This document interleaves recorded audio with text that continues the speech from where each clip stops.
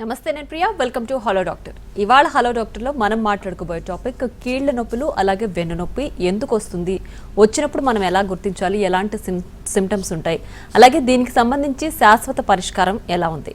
Homeo care international నుంచి doctor Sandeep గారు మనతో పాటు ప్రస్తుతం లైవ్లో ఉన్నారు. సో ఈ సంబంధిత సమస్యలకు సంబంధించి మీకు ఎలాంటి డౌట్స్ ఉన్నా సరే ఫోన్ చేసి డాక్టర్తో మాట్లాడి మీ డౌట్స్ క్లారిఫై చేసుకోండి. రైట్, హలో సార్, నమస్తే, వెల్కమ్ టు స్టూడియో. హలో అండి. సో ముందుగా అసలు కీళ్ళ నొప్పులు కావచ్చు, వెన్ను నొప్పి కావచ్చు, ఈ రెండు ఇంటర్లింక్డ్ అంటారా, లేదంటే ఒక నొప్పి దేనికి దానికి సపరేటెడ్గా మనం ట్రీట్ చేయొచ్చు? ఓకే అండి, ఇది మనం అర్థం చేసుకోవాలంటే ముందు క్లాసిఫికేషన్ ఆఫ్ ఆర్థరైటిస్ మనం తెలుసుకోవాల్సి ఉంటుందండి. సో జాయింట్ పెయిన్స్ అనేటివి ముఖ్యంగా మనం రెండు రకాలుగా చెప్పుకోవచ్చు అనమాట ఫర్ బెటర్ అండర్స్టాండింగ్. ఒకటి డీజనరేటివ్ ఆర్థరైటిస్, అంటే కీళ్ళల్లో అరుగుదల రావటం వల్ల వచ్చే ఆర్థరైటిస్. రెండోది ఇన్ఫ్లమేటరీ ఆర్థరైటిస్, అంటే కీళ్ళవాతాలు అనమాట. సో మనకి ఈ రెండిట్లో కంటే కూడా మనకి స్పైన్ అనేది ఎక్కువగా ఇన్ఫ్లమేటరీ ఆర్థరైటిస్లో కొంతవరకు ఇన్వాల్వ్మెంట్ అయ్యే అవకాశం ఉంటుంది. కానీ ఈ డీజనరేటివ్ ఆర్థరైటిస్లు మనకి ఎక్కువగా వెయిట్ బేరింగ్ జాయింట్స్లో చూస్తూ ఉంటాం. అంటే మనకి మోకాలు తుంటిలో కనిపిస్తూ ఉంటుంది. దీన్ని ఆస్టియో ఆర్థరైటిస్ అంటారు. సో ఇదే డీజనరేటివ్ చేంజెస్ మనకి మెడలో ఉన్న వెన్నెముకలో కానివ్వండి, నడుములో ఉన్న వెన్నెముకలో కూడా మనకి రావచ్చు అనమాట.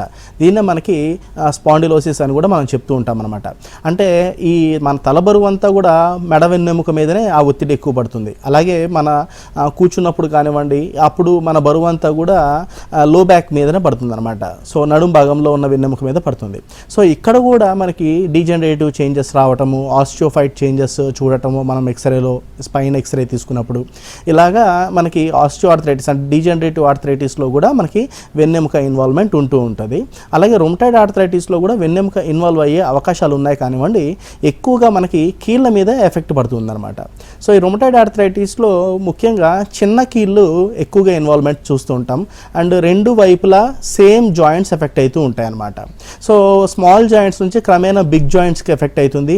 తర్వాత మనకి స్పైన్ ఇన్వాల్వ్మెంట్ అనేది మనం ఈ ఇన్ఫ్లమేటరీ ఆర్థరైటిస్లో మనం చూస్తూ ఉంటాం అనమాట. సో దానికి డిఫరెన్స్ కూడా ఉండొచ్చు. సో ఆస్టియో ఆర్థరైటిస్ అంటే ఒక మోకాలకే ఉండాలని ఏమీ లేదు, వెన్నెముకలో కూడా ఉండొచ్చు. సో వెన్నెముక నొప్పులు ఉండే వాళ్ళకి మోకాలు నొప్పులు ఉండకపోవచ్చు. సో వాళ్ళు చేస్తున్న పనులను బట్టి, వాళ్ళ లైఫ్ స్టైల్ని బట్టి, వాళ్ళ పాస్చర్ని బట్టి, ఇలా రకరకాల కారణాల ద్వారా మనకి ఏ జాయింట్ ఎక్కువగా ఇన్వాల్వ్మెంట్ అవుతుంది అనేది డిపెండ్ అవుతూ ఉంటుంది అనమాట. డాక్టర్, అయితే వెన్నెముకలో నొప్పి అసలు మనం సాధారణంగా ఇప్పుడు ఇది ట్రీట్మెంట్ చేయాల్సిన నొప్పి అని మనం ఎప్పుడు గుర్తించాలంటారు? అలాగే జనరల్గా సాధారణంగా కొంచెం మనం ఎక్కువ వెయిట్స్ మోసినా కానీ, లేదంటే ఎక్కువ స్ట్రెయిన్ అవుతున్నా ఆ రోజు ఎక్కువ దానివల్లే నొప్పి వస్తుందా, లేదంటే ఇది ట్రీట్మెంట్ తీసుకోవాల్సిన నొప్పి అని ఎలా మనం డిసైడ్ చేసుకోవాలి? ఓకే అండి. సో చాలామంది కూడా మనకి కొద్దిగా శారీరక శ్రమ ఎక్కువ అయినప్పుడు మనకి నడుము భాగంలో కానీ, మెడ భాగంలో కానీ నొప్పులు వస్తూ ఉంటాయండి. సో అన్ని నొప్పులు, నడుము నొప్పులు మనకి ఈ జాయింట్ అరిగిపోయింది, స్పాండిలోసిస్ చేంజెస్ వచ్చేసాయి అని మనం అనుకోవాల్సిన అవసరం ఉండదన్నమాట. సో వెన్నెముకకి అటాచ్ అవుతున్న కొన్ని మజిల్స్ బాగా ఒత్తిడికి గురయ్యేటప్పుడు కూడా మనకి వెన్నెముక లో బ్యాక్ ఏక్ లాగా లేదా మనకి నెక్ పెయిన్ లాగా అనిపిస్తూ ఉంటుంది. దీన్ని మనం ఫైబ్రోమయాల్జియాస్ అనొచ్చు. ఉదాహరణకి ఎప్పుడన్నా ప్లేస్ చేంజ్ అవుతున్నాం లేదా ఇల్లు మారుతున్నాం, ఖచ్చితంగా ఎగ్జర్షన్, స్ట్రెస్ ఉంటుంది. సో అప్పుడు ఉండే ఈ నొప్పులు సింపుల్ నెక్ ఎక్సర్సైజెస్ కానివ్వండి లేదా బ్యాక్ స్ట్రెంథనింగ్ ఎక్సర్సైజెస్ కానివ్వండి చేసుకుంటే మనకి రిలీఫ్ అయిపోతూ ఉంటుంది. అండ్ చాలామంది ఐదర్ అక్యూట్గా కూడా హోమియోపతి మెడిసిన్స్ 2 రోజుల నుంచి నొప్పులు అవుతున్నాయని మెడిసిన్స్ తీసుకుంటూ ఉంటారు. అప్పుడు కూడా మనకి కంట్రోల్ అయిపోతుంది. కానీ కంటిన్యూస్గా ఉంటుంది ఈ బ్యాక్ స్ట్రెంథనింగ్ ఎక్సర్సైజ్ కానీ, నెక్ ఎక్సర్సైజ్ కానీ చేసుకున్నప్పుడు కూడా మనకి ఈ పెయిన్స్ రిలీవ్ అవ్వట్లేదు అనుకునేటప్పుడు మనం డాక్టర్ గారి సలహా ప్రకారంగా మనం ఫాలో అవ్వాల్సి ఉంటుంది అనమాట ట్రీట్మెంట్. సో డాక్టర్ గారు కూడా మీ నొప్పుల యొక్క లక్షణాలు ఎలా ఉన్నాయి, నడుములోనే ఉంటుందా నొప్పి, 2 కాలాల్లోకి దిగబడుతుందా, అలాగే మెడ నొప్పులు అయితే చేతుల్లోకి ఏమైనా దిగబడుతున్నాయా లేదా, అండ్ నమ్నెస్ ఏమన్నా ఉంటుందా, అండ్ కళ్ళు తిరగటం లాంటివి ఏమన్నా ఉన్నాయా, అండ్ పర్టికులర్గా మనకి సర్వైకల్ స్పాండిలోసిస్లో గిడ్డీనెస్ కూడా ఉండే అవకాశం ఉంటుంది కొద్దిగా సివియర్గా ఉండేటప్పుడు. అలాగే మనకి నడుం భాగంలో స్పాండిలోసిస్ ఉండేటప్పుడు 2 కాలాల్లోకి దిగబడటము, సయాటిక్ నర్వ్ కంప్రెషన్ ఏమైనా ఉంటుందా లేదా అనేది SLR టెస్ట్ ద్వారా మనం నిర్ధారణ చేసుకొని క్లినికల్గా దాన్ని బట్టి అవసరమైన ఎక్స్రే తీసుకొని దాన్ని కన్ఫర్మ్ చేసుకొని దానికి తగినట్టుగా మనం ట్రీట్మెంట్ ఇవ్వడం జరుగుతుంది అనమాట. రైట్ డాక్టర్, మనకు కాలర్ ఉన్నారు, కాల్తో మాట్లాడదాం. హలో, నమస్తే అండి శ్రీకర్ రెడ్డి గారు, మీ ప్రాబ్లం ఏంటో చెప్పండి. హలో హలో చెప్పండి, మాట్లాడాలి. డాక్టర్ గారు ఉన్నారు, మీ ప్రాబ్లం ఏంటో చెప్పండి. చెప్పండి డాక్టర్ గారు. చెప్పండి శ్రీకర్ గారు. అది నాకు 60 years డాక్టర్. ఓకే. నాకు లెఫ్ట్ లెగ్ బాగా నొస్తుంది. అయితే మన బంజారాయిల్స్ డాక్టర్లు చూపెట్టుకుంటే ఇది ఆస్ట్రో ఆర్థరైటిస్ అన్నారు. ఇప్పుడు లేవనీకే కూర్చోనికే చాలా ఇబ్బంది అవుతుంది డాక్టర్. ఫిజియోథెరపీ చేయించుకోండి అని చెప్పిండు. ఆయింట్మెంట్ ఇచ్చారు, టాబ్లెట్ ఇచ్చారు, అయినా నాకు తక్కువ కాలేదు. ఓకే ఓకే అండి. మోకాల్లో నొప్పి ఉంటుందా? మోకాలు నొప్పి ఉంటుంది, లేవనీకి రాదు, కూర్చోనికి కూడా వస్తలేదు. ఓకే ఓకే అండి. సో మనకి ఆస్టియో ఆర్థరైటిస్ నీ జాయింట్ సమస్యతోటి బాధపడుతున్నారండి. అంటే అర్థమయ్యేటట్టు చెప్పాలంటే మీ మోకాలు అరుగుదలకు లోనవుతుంది అనమాట. దానివల్ల నొప్పి ఉండటము, కూర్చొని లేచేటప్పుడు లేదా వేసే తొలి అడుగుల్లో నొప్పి బాగా ఉంటూ ఉండటము, కొంతమందిలో నడిచే కొంది కొంచెం పెయిన్ ఫ్రీ అవుతుంది, కొంతమందిలో ఇంకా పెయిన్ ఎక్కువ అవ్వచ్చు కూడా, కొంతమందిలో రెస్ట్ తీసుకునేటప్పుడు కొంచెం రిలీఫ్ ఉంటుంది. ఇలాంటి లక్షణాలు ఉంటాయి. అండ్ ఆస్టియో ఆర్థరైటిస్ అని క్లియర్గా డాక్టర్ గారు డయాగ్నోస్ చేశారంటున్నారు. కాబట్టి ఒకసారి మీరు మీ దగ్గర ఉన్న రిపోర్ట్స్ అన్ని తీసుకొని దగ్గరలో ఉన్న బ్రాంచ్ని అప్రోచ్ అవ్వండి సార్. సో మీ యొక్క లక్షణాలు ఎలా ఉంటున్నాయి, మొడాలిటీస్ ఎలా ఉన్నాయి, అండ్ మీ శరీర తీరు ఎలా ఉందో తెలుసుకొని మీకు తగినట్టుగా ట్రీట్మెంట్ ఇవ్వడం వల్ల పెయిన్ రిలీఫ్ అనేది మనకి కనిపిస్తుంది. And further progression of the disease కూడా మనం కంట్రోల్ చేయొచ్చు అనమాట. దానివల్ల మీకు బెటర్ క్వాలిటీ ఆఫ్ లైఫ్ అనేది ఉంటుంది. కాబట్టి ఒకసారి దగ్గరలో ఉన్న బ్రాంచ్ని సంప్రదించండి. డాక్టర్ గారు క్లియర్గా మిమ్మల్ని ఎగ్జామిన్ చేసి మీకు తగిన ట్రీట్మెంట్స్ అందిస్తారు. Right doctor. అయితే చాలా మంది కూడా స్టెప్స్ ఎక్కుతున్నప్పుడు ఎక్కువ నొప్పి వస్తుంది, వాక్ చేస్తున్నప్పుడు ఒక కాల్లోనే పెయిన్ వస్తుంది అని చెప్తుంటారు. సో ఇది అంటే ట్రీటబుల్ డిసీజ్ లాగా మనం గుర్తించాలంటారా? పర్టికులర్గా ఒక్కొక్క పని చేస్తున్నప్పుడే వచ్చే నొప్పిని అసలు ఎలా గుర్తించాలి? ఓకే అండి. సో పర్టికులర్గా మీరు చెప్తున్న లక్షణాలన్నీ నీ జాయింట్స్లో ఆస్టియో ఆర్థరైటిస్ సమస్య ఉండేటప్పుడు మనకి ఏర్పడుతూ ఉంటుందన్నమాట. సో మనకి ఆస్టియో ఆర్థరైటిస్ సమస్యలో ఏం జరుగుతుందంటే తొడలో ఉన్న ఎముక అండ్ కాల్లో ఉన్న ఎముకల మధ్యలో ఉన్న గ్యాప్ అనేది తగ్గిపోతూ వస్తూ ఉంటుందన్నమాట. దానివల్ల మనకి అక్కడ ఉన్న జిగురు పదార్థం కూడా తగ్గిపోతూ ఉంటుంది. సో గ్రాడ్యువల్గా మనం మూవ్ చేసేటప్పుడు మనకి రబ్ అవుతూ ఉంటుంది. దానివల్లనే మనకి ఒక రకమైన చప్పుళ్ళు కూడా వినిపిస్తూ ఉంటాయి, క్రిపిటస్ అంటారు అనమాట. అయితే ఈ ఆస్టియో ఆర్థరైటిస్లో మనకి 4 గ్రేడేషన్స్గా మనం చెప్పచ్చు. స్టేజ్ 1, స్టేజ్ 2, స్టేజ్ 3, స్టేజ్ 4 అని. సో ఇనీషియల్ స్టేజెస్లో స్టేజ్ 1లో ఉండేటప్పుడు మనకి ఏదో అడపాదడప ఎప్పుడన్నా ఎక్కువసేపు నించొని ఉండటం లేదా ఎక్కువగా శ్రమ చేసినప్పుడు మాత్రమే మనకి నొప్పులు వస్తూ ఉండటం ఇలాంటివి మనం చూస్తూ ఉంటాము. మెల్లగా ఇది స్టేజ్ 2లోకి అడ్వాన్స్ అయ్యేటప్పుడు మెట్లు ఎక్కేటప్పుడు లేదా ఎత్తు ఎక్కేటప్పుడు మనం ఈ పెయిన్ అనేది చూస్తూ ఉంటాం. సో స్టేజ్ 3కి వచ్చేసరికి సాధారణ నేల మీద ఫ్లాట్ సర్ఫేస్ మీద కూడా మనం కొంచెం ఎక్కువ దూరం నడిచినప్పుడు మనం చూస్తూ ఉంటాం అనమాట. అలాగే సివియర్ స్టేజెస్ స్టేజ్ 4కి వచ్చేసరికి మనం అసలు ఏ చిన్న మూమెంట్ చేస్తున్నా కానీ నొప్పితోటి బాగా బాధపడుతూ ఉంటాము. అండ్ ఈ గ్యాప్ అనేది బాగా తగ్గిపోతుంది కాబట్టి కాలు ముందుకి వెనక్కి ఆడించలేము అనమాట. సో డక్ వాక్ చేయాల్సిన పరిస్థితి ఏర్పడుతూ ఉంటుంది.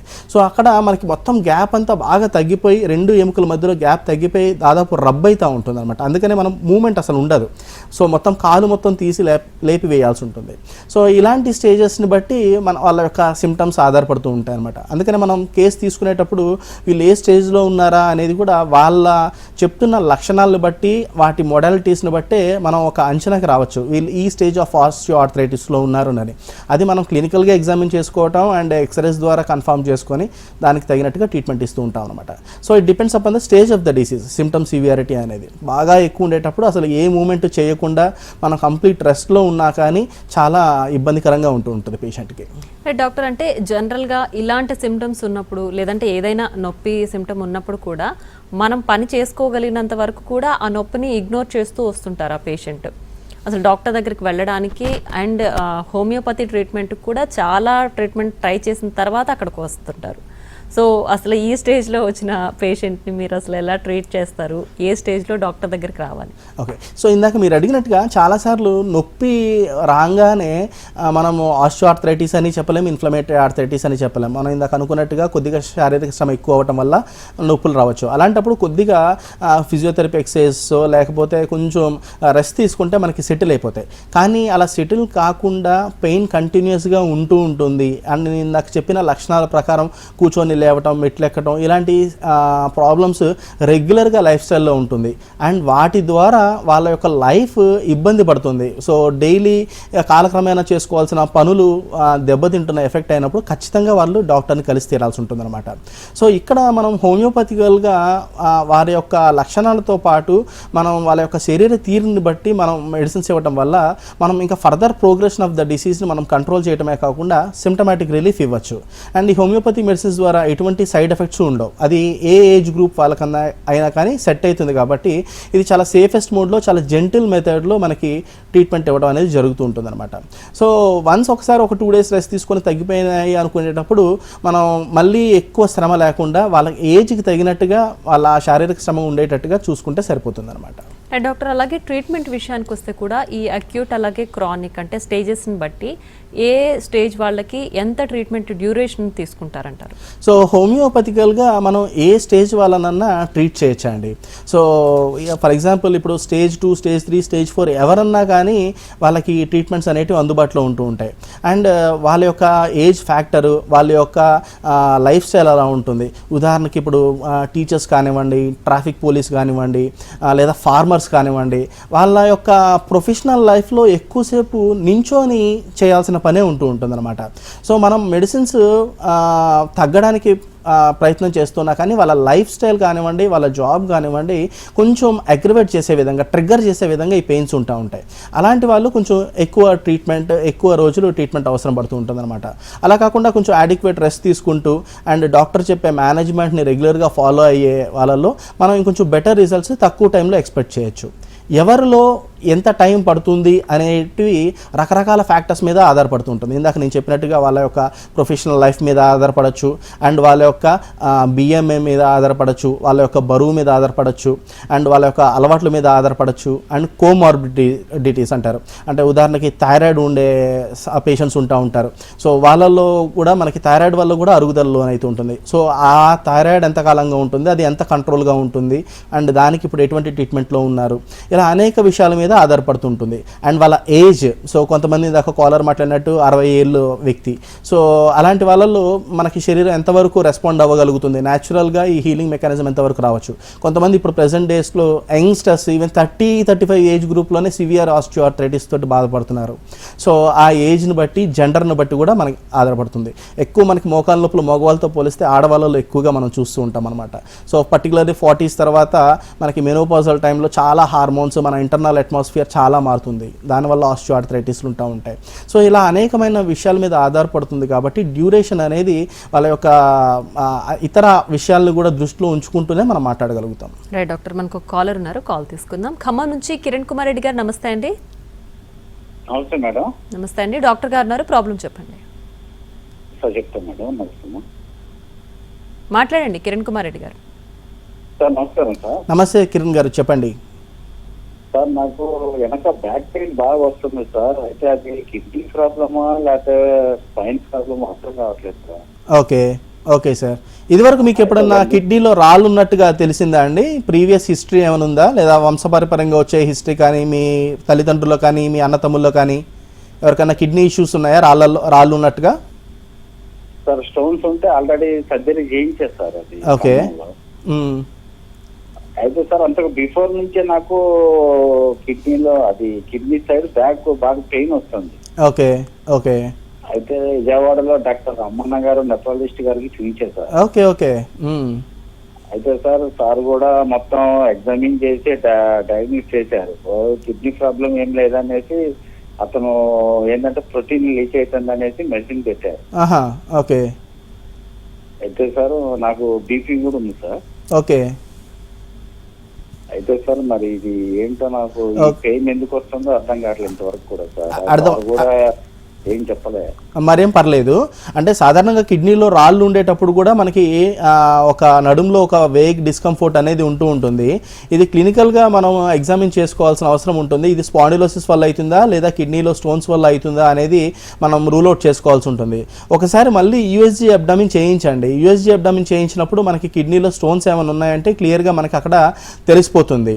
అండ్ ఇదివరకు కూడా మీరు ప్రోటీన్లు కూడా పోతున్నాయి అన్నారు, బట్ కిడ్నీ పనితీరు అయితే బాగానే ఉందని డాక్టర్ గారు చెప్పారు. చెప్పారు కాబట్టి మనం క్రియాటిన్ ఫంక్షన్స్ క్రియాటిన్ కానీ అవన్నీ బాగానే ఉన్నాయని మనం అనుకోవచ్చు.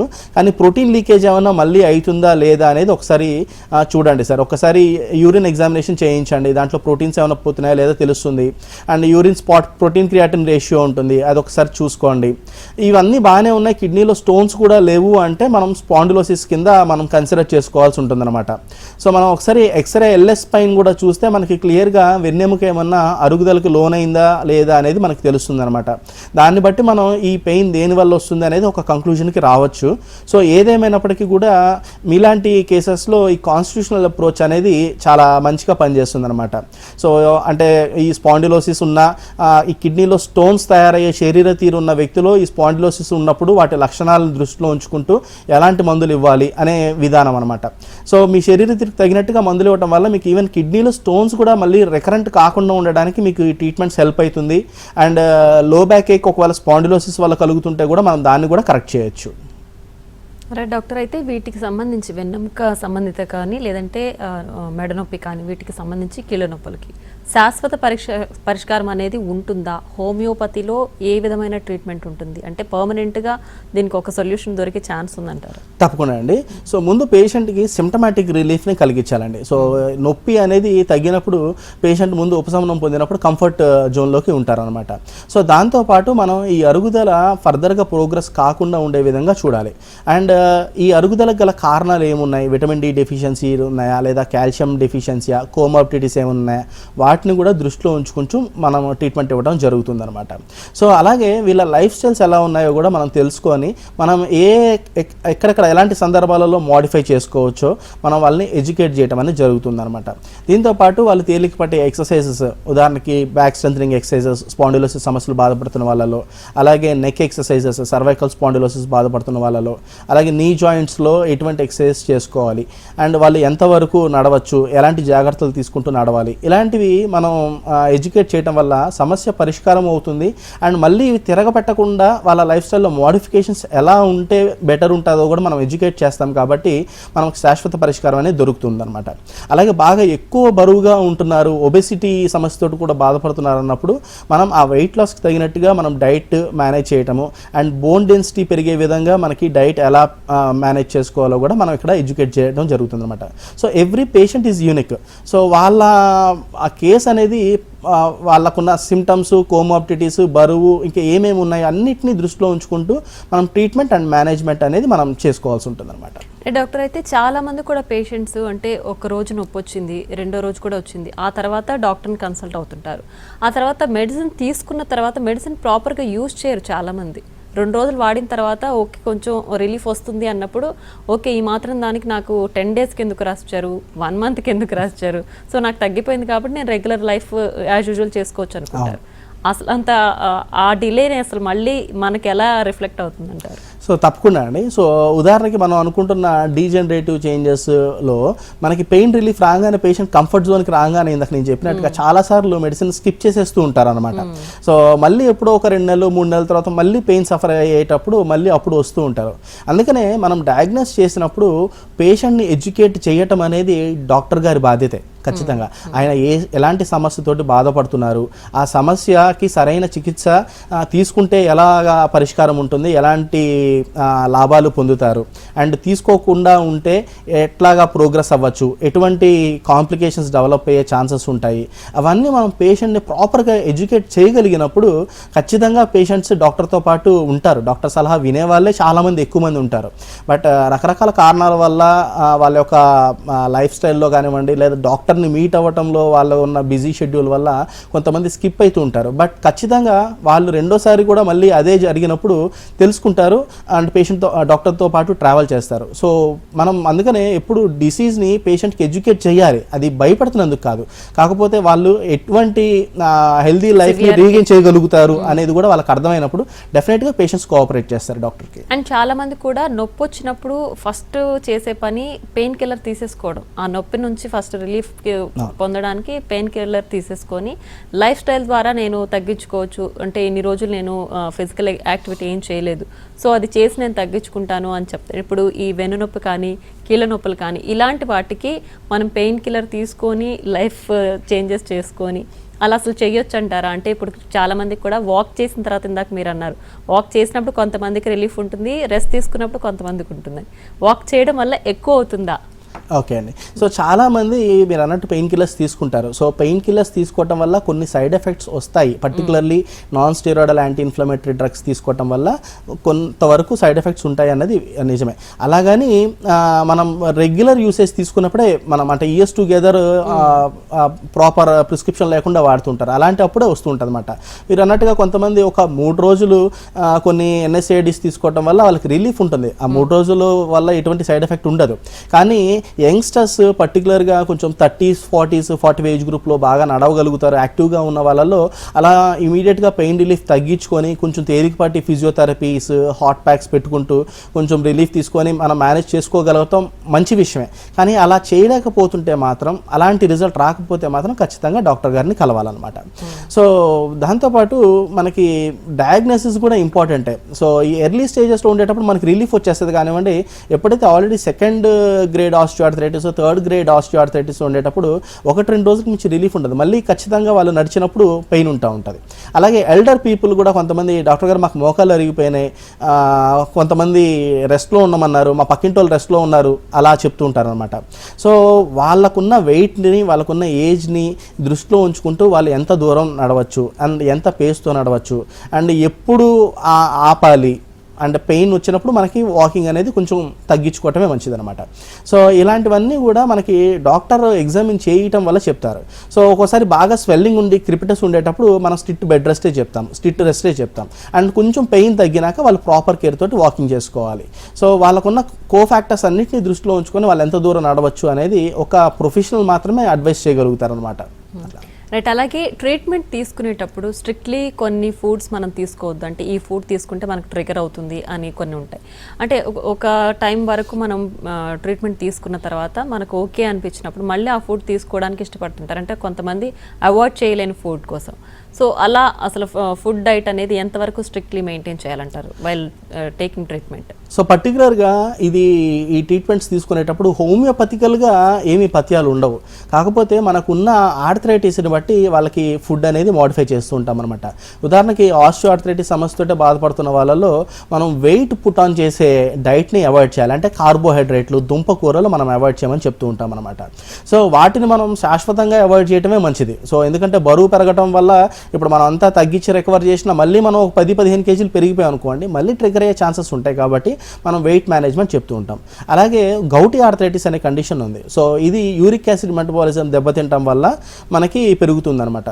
సో యూరిక్ యాసిడ్ మెటబాలిజం దెబ్బతింటం అనేది ఎప్పుడు జరుగుతుంది అంటే ఎక్కువ నాన్ వెజ్ ఎక్కువ తీసుకోవటం, ఆల్కహాల్ ఇంటేక్ ఎక్కువగా తీసుకోవటం అండ్ లేకపోతే మనకి ప్రోటీన్ రిచ్ డైట్ బాగా విపరీతంగా ఎక్కువగా తీసుకుంటూ ఉండటం, ఇలాంటప్పుడు మనకి యూరిక్ యాసిడ్స్ పెరుగుతాయి. కాబట్టి వాళ్ళని మనం ఆ మెటబాలిజం కరెక్ట్ చేయాలి అండ్ దాన్ని పెంచే ఈ పదార్థాలని దూరం చేయాల్సి ఉంటుంది అనమాట. రైట్ డాక్టర్, ఒక కాలర్ రెడీగా ఉన్నారు, కాల్ తీసుకుందాం. కడప నుంచి అరుణ గారు, నమస్తే అండి. హలో, నమస్తే మేడం. డాక్టర్ గారు అన్నారు, మాట్లాడండి, కొంచెం గట్టిగా మాట్లాడండి అరుణ గారు. సరే మేడం, చెప్పండి. అమ్మా చెప్పండి అరుణ గారు. హలో సార్, నాకు బ్యాక్ పెయిన్ ఉంది సార్. ఇక్కడ ఎడమ కాలు మక్కిలో నొప్పి ఎక్కువగా ఉంది సార్. ఓకే. అది పైన ఒక చెయ్యి కూడా నొప్పి, ఇక్కడ చెంప, కన్ను, ఇట్లా తలలో అదే ఎడమ పక్కనే సార్ కొంచెం కూడా నొప్పి ఉంటుంది. ఇట్లా ఒక పక్క సైడ్ అంతా నొప్పిగా ఉంటుంది సార్. ఎంతమంది డాక్టర్ల దగ్గరికి పోయినా కూడా నరం ఏం నొక్కుకోలేదు, ఏం బాగానే ఉందమ్మా, ఏం ప్రాబ్లం లేదు అంటున్నారు. నాకైతే కాలికి కూడా తిమ్మిరి కూడా వస్తుంది సార్. ఇది ఏ డాక్టర్ దగ్గరికి పోయినా కూడా మీ ఏం నరం నొక్కుకోలేదమ్మా అంటున్నారు. నాకైతే చాలా నొప్పిగా ఉంది సార్ ఒక పక్క అంతా. ఓకేనమ్మా, ఓకే. అంటే కాలి మక్కీలో నొప్పి అంటున్నారు కదమ్మా, అంటే మడంలో ఉంటుందమ్మా, కింద మడంలో ఉంటుందా లేదా నడుము నుంచి కాలు కింద వరకు నొప్పి దిగబడుతూ ఉంటుందా? నడుము నుంచి మక్కిలోంచి కాలు కింద వరకు సార్, బొటన వేలు దగ్గర వరకు. ఓకే ఓకే అమ్మా, ఓకే. అంటే జనరల్లీ మనకి ఎక్స్రేలో ఓన్లీ స్పైన్లో ఆస్టియోఫైట్స్ చూడటము, స్పేస్ తగ్గటం మాత్రమే గమనించగలుగుతామమ్మా. కానీ నరం అదుముకుంటుందా లేదా అనేది మనకి క్లియర్గా ఎంఆర్ఐ ఎల్ఎస్ స్పైన్ చేసినప్పుడు మనకి క్లియర్గా మనకి డిస్క్ బల్జ్ అయ్యి సయాటిక్ నర్వ్ ఏమైనా కంప్రెస్ అవుతుందా లేదా తెలుస్తుంది అనమాట. సాధారణంగా మనకి L4, L5, S1, S2, S3 ఇవి సయాటిక్ నర్వ్ మొదలయ్యే ప్రాంతాలు అనమాట. అంటే ఇది నడుము కింద భాగంలో ఈ పాయింట్స్ ఉంటాయి. సో ఇక్కడ నుంచి సయాటిక్ నర్వ్ వస్తుంది. అది సయాటిక్ నర్వ్ అనేది 5 పాయలు కలిసి ఒక పెద్ద నరాన్ని తయారు చేసి లోకి దిగబడుతుంది అనమాట. అంటే బటక్స్ గుండా మనకి పిర్రల మీదుగా తొడ భాగం నుంచి కాలి కింద వరకు సప్లై అవుతుంది. సో ఎప్పుడైతే ఈ డిస్క్ బల్జ్ జరిగినప్పుడు ఆ నర్వ్ రూట్ మనకి కంప్రెస్ అవుతూ ఉంటుంది. అది మనం ఎక్స్రేలో క్లియర్గా విజువలైజ్ చేయలేమమ్మా. కాకపోతే ఎక్స్రేలో మనం కొంతవరకు కంక్లూజన్కి రావచ్చు, అక్కడ ఏమన్నా అరుగుదల ఉంటుందా లేదా అనేది తెలుస్తుంది అనమాట. కాబట్టి ఒకసారి మీరు క్లినికల్గా ముందు ఎగ్జామిన్ చేద్దాం. మిమ్మల్ని ముందు క్లినికల్గా చూసినాక ఎస్ఎల్ఆర్ టెస్ట్ పెర్ఫామ్ చేసినాక అసలు ఎంత కాలు పైకి లేపినప్పుడు నొప్పి ఉంటుంది తెలిస్తే మనం దాన్ని బట్టి ఒక అంచనా వేసే అవకాశం ఉంటుంది. కాబట్టి ఒకసారి క్లినిక్ని విజిట్ చేయండి, ఎగ్జామిన్ చేసి దానికి తగినట్టుగా మనం ట్రీట్మెంట్స్ ఇద్దాం. రైట్ డాక్టర్, అలాగే ఇవి క్రానిక్ స్టేజ్లో ట్రీట్మెంట్ ఏ విధంగా ఉంటుంది? సర్జరీ కైండ్ ఆఫ్ థింగ్స్ ఏమైనా అవసరం పడుతుంటాయి? సో పర్టికులర్గా మనకి సర్జరీ అంటే ఎప్పుడు ఉంటుందంటే మనకి సర్వైకల్ స్పాండిలోసిస్, లంబార్ స్పాండిలోసిస్లో కొన్ని విపరీతమైన లక్షణాలు ఉంటున్నాయి. అసలు మనం ఉదాహరణకి సర్వైకల్ స్పాండిలోసిస్లో మనకి బాగా గిడ్డినెస్ ఉంటుంది, అస్సలు లేచి నడవలేని పరిస్థితి ఉంటుంది అనమాట. అలాగే మనకి ఇమాసియేషన్ ఉంటుంది, అప్పర్ లిమ్స్ అంటే చేయి పట్టు తప్పిపోతూ ఉంటుంది, కండరాలు బాగా పలచబడిపోతూ ఉంటాయి, మనం అన్నం కలుపుకోవడం కానివ్వండి, సంతకాలు పెట్టడం కానివ్వండి, ఇలాంటి విపరీతమైన పరిస్థితులు ఉంటాయి. అలాగే మనకి లంబార్ స్పాండిలోసిస్లో వచ్చినప్పుడు మనకి బ్లాడర్ అండ్ బవల్ ఇన్వాల్వ్మెంట్ అంటే మూత్రం మీద పట్టు తప్పటం, లేకపోతే అసలు చెప్పులు జారిపోతూ ఉండటము, కాలి కండరాలు పలచగా అయిపోతూ ఉండటము, ఇలాంటి విపరీతమైన లక్షణాలు ఉండేటప్పుడు సర్జరీ ఆప్ట్ చేస్తూ ఉంటారు. కానీ చాలాసార్లు సర్జరీకి వెళ్ళిన 1-2 సంవత్సరాల తర్వాత కొంతమంది పెయిన్ అని చెప్తూ ఉంటారు అనమాట. ఎందుకంటే మనకి ఆ సర్జరీ చేసిన ప్రాంతంలో కాకుండా ఇంకా పై ప్రాంతంలో కూడా మళ్ళీ అరుగుదల మొదలయ్యే అవకాశం ఉంటుంది. సో అలాంటి విపరీతమైన సిచ్యువేషన్స్లో మనం సర్జరీకి వెళ్ళొచ్చు. ఒకవేళ వెళ్ళినా కానివ్వండి, మళ్ళీ దీన్ని ప్రివెంట్ చేసుకోవడానికి హోమియోపతిక్ ట్రీట్మెంట్స్ తీసుకోవటం బెటర్గా ఉంటుంది అనమాట. సో ఎప్పుడు వెళ్ళాలి, అసలు సర్జరీ దాకా వెళ్ళాల్సిన ఆవశ్యకత కంపల్సరీ ఉందా, లేకపోతే మనం వెయిట్ చేయొచ్చా అనేది మనం పేషెంట్ ఎగ్జామిన్ చేయడం ద్వారా తెలుస్తుంది. రైట్, అలాగే అంటే కొంతమంది అంటే ఒక సెకండ్ ఒపీనియన్ కోసం అంటే సర్జరీ చెప్పిన తర్వాత కూడా ఒక 2-3 డాక్టర్ని కన్సల్ట్ అవుతుంటారు. కొంతమంది అవసరం పడుతుందంటారు, కొంతమంది లేకుండానే పలానా మెడిసిన్తో తగ్గిస్తామంటారు. సో అంటే ఒక్కసారి సర్జరీ అవసరం అని చెప్పిన తర్వాత మనం సెకండ్ ఒపీనియన్ కూడా వెళ్ళాల్సి ఉంటుందా? సో సెకండ్ ఒపీనియన్ తీసుకోవటం ఇట్స్ ఆల్వేస్ ఏ గుడ్ మంచి విషయం అండి. కాకపోతే ఏంటి అంటే సర్జరీ ఇన్నెవిటబుల్ అనేది కొన్ని లక్షణాల ద్వారా చెప్పచ్చు. ఉదాహరణకి కింద నేను చెప్పినట్టుగా మన లైఫ్, మన ప్రొఫెషనల్ లైఫ్ కానివ్వండి, మన పర్సనల్ లైఫ్ కానివ్వండి, సోషల్ వెల్బీయింగ్ కానివ్వండి దెబ్బతింటుంది అనేటప్పుడు మనం సర్జరీకి వెళ్ళటంలో తప్పేమీ లేదు. కాకపోతే ఎంత సివియర్గా ఉంటున్నాయి, అసలు లేవలేకపోతున్నారు, ఆ కుటుంబాన్ని పోషించుకోవడం కూడా కష్టమవుతుంది, మనం బెడ్ రిడన్గా ఉంటున్నాము అండ్ ఇమాసియేట్ అయిపోతున్నాము, కండరాలన్నీ పలచబడిపోతున్నాయి అనుకునేటప్పుడు సర్జరీకి వెళ్ళడంలో తప్పేమీ లేదు. కాకపోతే మనం దాన్ని కరెక్ట్ సర్జికల్ ఇండికేషన్ ఉండి మనం సర్జరీకి వెళ్తున్నామా లేదా అని సెకండ్ ఒపీనియన్ కాదు థర్డ్ ఒపీనియన్ తీసుకోవడంలో కూడా తప్పేమీ లేదు. ఒకవేళ అలాంటి లక్షణాలు ఏమీ లేదు అనుకునేటప్పుడు మనం ఇనీషియల్గా ఒక 1 month 2 months మెడికల్ మేనేజ్మెంట్ తోటి ట్రై చేసి చూసి ఇఫ్ యూఆర్ గెటింగ్ బెటర్ మనం వెయిట్ చేయొచ్చు, లేదు అనుకుంటే అప్పుడు సర్జరీకి వెళ్ళొచ్చు. Right, thank you so much doctor. కీళ్ళ నొప్పులు అలాగే వెన్నునొప్పికి సంబంధించి ఎలాంటి సిమ్టమ్స్ ఉంటాయి, అలాగే ఎలాంటి జాగ్రత్తలు పాటించాలి చాలా క్లియర్గా ఎక్స్ప్లెయిన్ చేశారు. Thank you so much. Thank you. Right, చూసారు కదా, ఇది వాళ్ళ హలో డాక్టర్. నమస్తే.